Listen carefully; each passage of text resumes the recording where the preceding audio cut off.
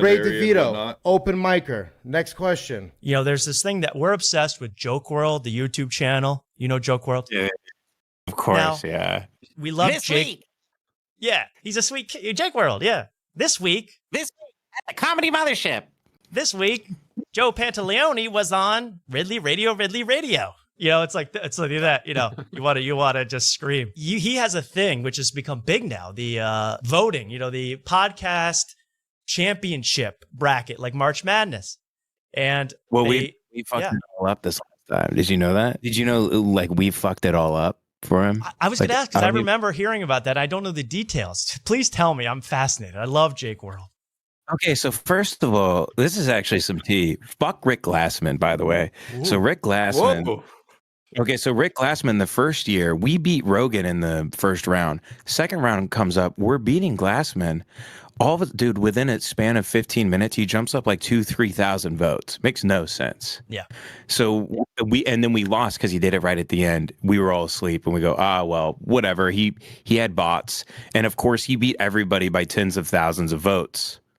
And it's like, why is he? And you could watch, if you refresh his votes, he would get a couple thousand votes in like a minute. Yeah. When he needed to jump ahead. Yeah. So that's what we decided to do the second year. We said, so we beat everybody fair and square. Then it got to Are You Garbage? And dude, we were beating Are You Garbage. And then they started botting.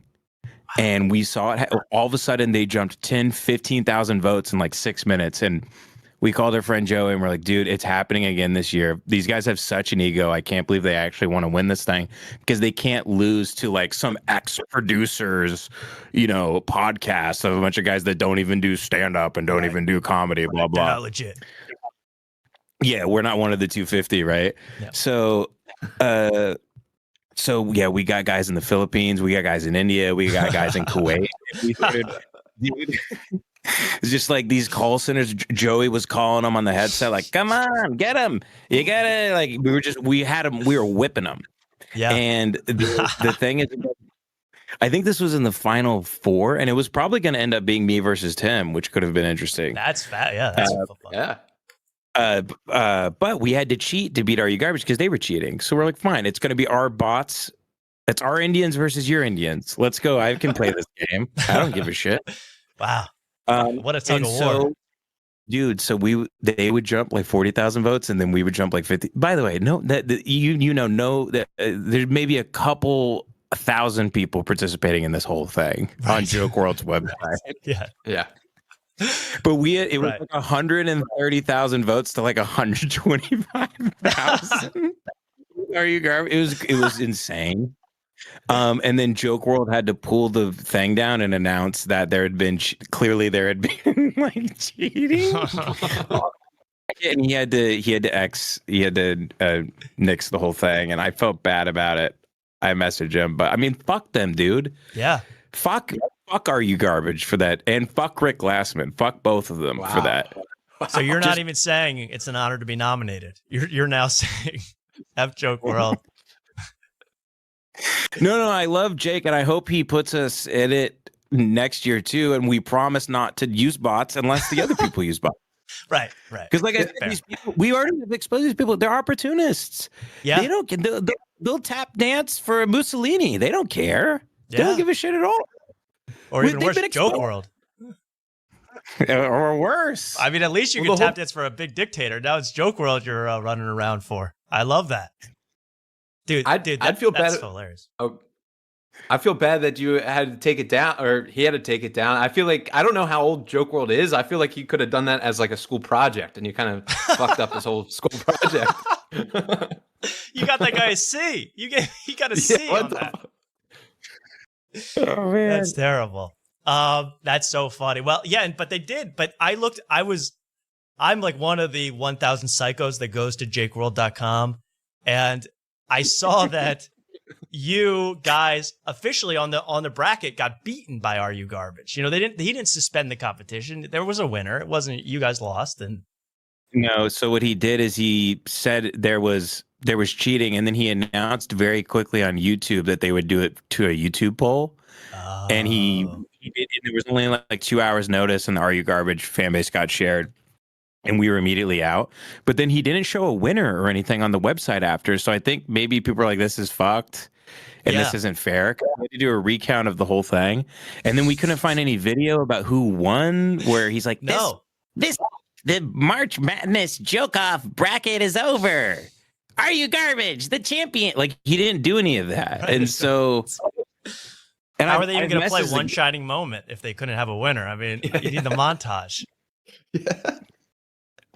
That's crazy, man. Well, I will vote for you guys this year, and every Indian guy I know, I'm asking too. We wasted so much money on it too. How much did you spend on rigging that election? I think we spent like $600 on bots. Because that's not bad. That's worth awesome. It, I think. On Indians, yeah. And it was hilarious. Just the deeper we went into it, calling the Indians and getting them to keep voting for us, is because there was like a whole factory of them. Apparently, like they were in Kuwait, India, they were in the Philippines. We had guys all over. They're all white supremacists. But none of them are. They love voting for us. Yeah, and it just kept making us laugh harder and harder that we were cheating at the joke, the Jake from joke. we kept buying Indians. That's amazing. Did Jake from JokeWrlds ever respond and say, "Hey, we got safeguards in place for next year. We're preventing fraud. There'll be ballot counters." I mean, they need to have some sort of Dominion system, I think, where you have to verify your address and like go in person. But I think I messaged Jake and I was like, hey, we're just goofing. We're just having I don't know if he thought it was that funny. No, the comedy's very JokeWrlds serious. Doesn't understand a joke. What's like, dude, we copped to the bots thing. And obviously, it's hilarious. Are you garbage? But we're the little, so fuck us. We're the little guy, right? Fuck the little guy. These guys are institutions, because this week they had Steve-O on. Oh my God, you got to cover that. Steve-O did a podcast. Oh wow, Chris Pontius next week. Breaking news. That's amazing, man. Well, I crossover episode forever, yeah. Where do you think the worst comics spawned from? Is it Los Angeles, New York, Austin? Where's the pit? Man, yeah, that's interesting. This is very funny. I would actually say the opposite of probably what everyone would say. I would say it's actually New York is the worst. Ooh. Because why? I hate because it's like this. It's like no one has to be funny out of some sort of necessity, and you don't. I've hung out with those people. They're not funny in an improvisational way, the way you're funny with your friends or hanging out like at the lunch table. They're all like, they view jokes as math. Yeah. And I'm like, well, why don't you just go work at like, why don't you just go do that? Like, why don't you go be an accountant if you want to add things? Like, if I do 2 + 2 equals this, but if I do 3 times 2, then blah, blah, blah. We got Charlie Kirk plus, right. Yeah. Right. Or they sit around and they go, I'm trying to think of a joke about like pencils. And you go, why? Kill yourself. Why are you laying around thinking like, I'm trying to I don't like that. Especially the edgy stuff where like, some of those comics will sit around and they'll be like, I'm trying to think of a bit about like a school shooting. I'm like, well, why are you thinking about that? Like, do you not just have funny thoughts? Do you not just have funny observations? Are you not just like, you should just wait for this stuff to come from some sort of inspiration? But these people sit around and they make like math problems for themselves all day to solve. And then they tell the joke 40,000 times and then they just keep moving words around. There's nothing funny about that to me. I'm so with you. There's whole documentaries about comedians from the stage to the page to the rage. I mean, it makes you want to puke. I know, and none of these guys are like. Then you meet them, and they're not funny at all. Has that been true in your opinion? New York comedians are specifically not that funny when just hanging out. No, I mean, honestly, none of them are funny hanging out almost ever. Only usually the unsuccessful ones are funny hanging out because they're the type of people that they'll speak honestly, they'll sabotage their career, they'll fuck everything up because that's always the funny thing. Like, what's the funny thing is that you get the big opportunity and you get too drunk and you tell the guy to go fuck himself or that he sucks ass and then you don't get the job. That's the funny thing. Right. It's never funny to be like, hey, once upon a time, I kicked ass, I ruled, I won, and I made a bunch of money. Nothing funny about that, ever. There's nothing funny about winning. There's nothing funny about being successful. It's never how funny movies go. It's So never true. how the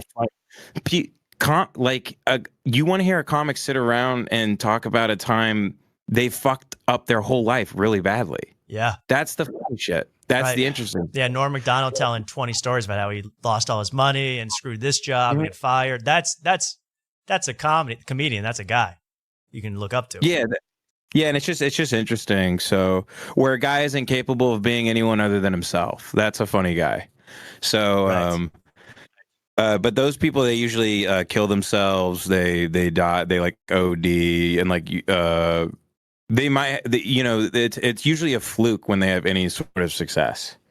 Now it's like you have to become successful by you basically take a part of your personality and commodify it. It seems. And you like market yourself like a brand almost in a very like bizarre way. Right. Where like the industry looks at you and they can describe you in 3 words. They can be like skinny, gay, Latino. Boom, done. Got Mark him. Wellborn. Exactly.